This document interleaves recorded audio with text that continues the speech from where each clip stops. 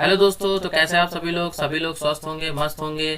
स्वागत है आपका हमारी एग्जाम वाली करंट अफेयर में। जैसा कि आप लोगों को पता है कि ये डेली रात को 9 बजे आती थी, अब इसका टाइम परसों से चेंज करके इसका टाइम दोपहर के 3 बजे कर दिया गया है। जैसा कि आप लोग देख रहे हैं कि इसका जो टाइम है अब दोपहर के 3 बजे हो गया है। आज की क्लास 32 है, 21 की करंट अफेयर आज हम लोग डिस्कस करने वाले हैं। अगर आपने अभी तक हमारे चैनल को सब्सक्राइब नहीं किया तो सब्सक्राइब कर लें और बेल आइकन को भी दबा लें, जिससे आने वाली हर वीडियो की नोटिफिकेशन आप तक पहुंच जाए। डेली क्लास की पीडीएफ के लिए आप हमारे टेलीग्राम चैनल, जो कि कंपटीशन गैलेक्सी से बना है, आप वहां से जाकर के हमारे डेली क्लास की पीडीएफ को डाउनलोड कर सकते हैं। तो चलिए स्टार्ट करते हैं आज की क्लास।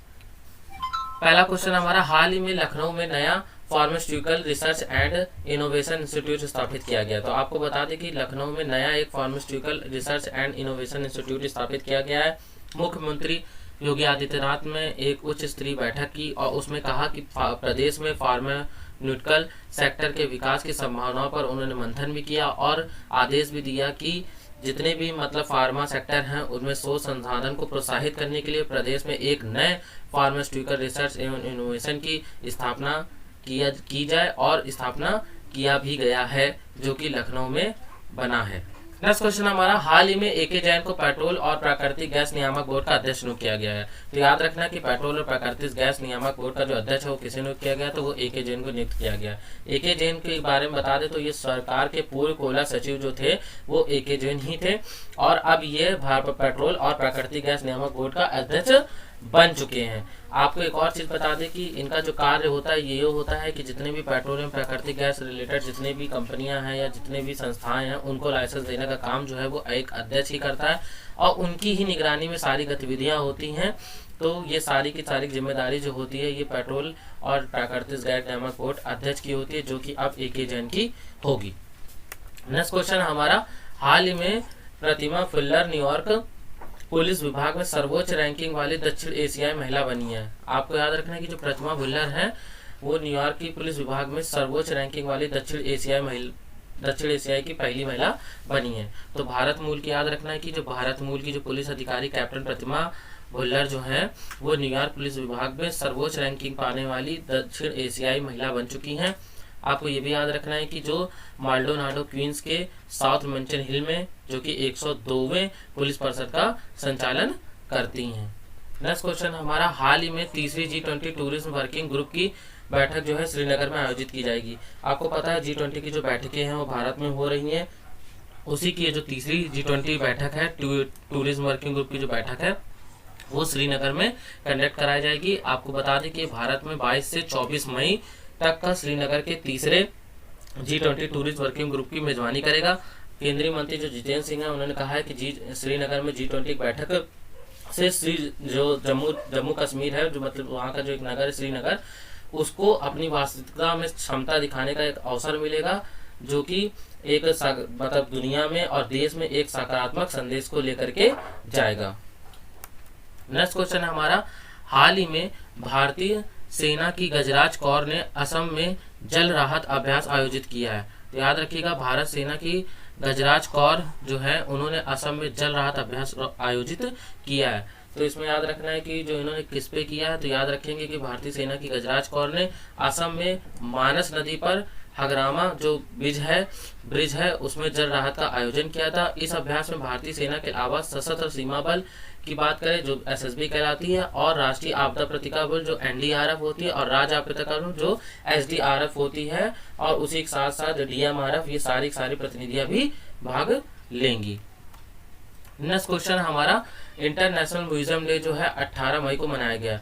म्यूजियम डे के बारे में बता दें आपको कि ये जो म्यूजियम डे इसलिए मनाया जाता है कि जिससे कि हम लोग जो भी अपनी ऐतिहासिक महत्व रखने वाली जो हमारी स्मृतियां होती है, जो अवशेष होते हैं, उनको हम लोग सुरक्षित रखा जाए और लोगों का आकर्षण बनाए, जिससे कि लोग देख सके कि हमारे इतिहास में कैसी कैसी चीजें रहा करती थी और किस टाइप की संस्कृति हुआ करती थी और कैसे कैसे हम लोगों ने अपनी कलाकृतियों को आगे बढ़ाया और परंपरा को आगे बढ़ाते चले गए। तो ऐसे ही म्यूजियम में सांस्कृतिक और परंपरा और ऐतिहासिक महत्व रखने वाली अतीत की स्मृतियों को यहाँ पर सुरक्षित रखा जाता है और इसको ये मतलब लोगों को दिखाने के लिए या लोगों की महत्ता को, इस चीज़ की महत्वता को लोगों को बताने के लिए और समझाने के लिए हर साल 18 मई को इंटरनेशनल म्यूजियम डे मनाया जाता है।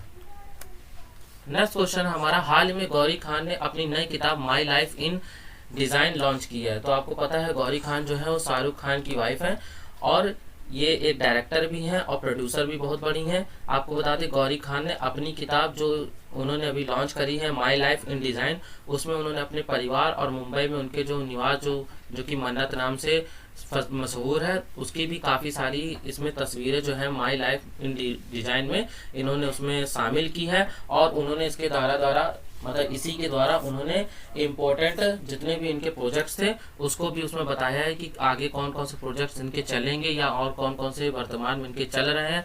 तो ये सारा जो है अपनी किताब में इन्होंने माई लाइफ इन डिज़ाइन में लिख करके लॉन्च किया है। नेक्स्ट क्वेश्चन हमारा, हाल ही में HPCL ऊना जो कि हिमाचल प्रदेश में है 500 करोड़ रुपए की लागत से एक एथेनॉल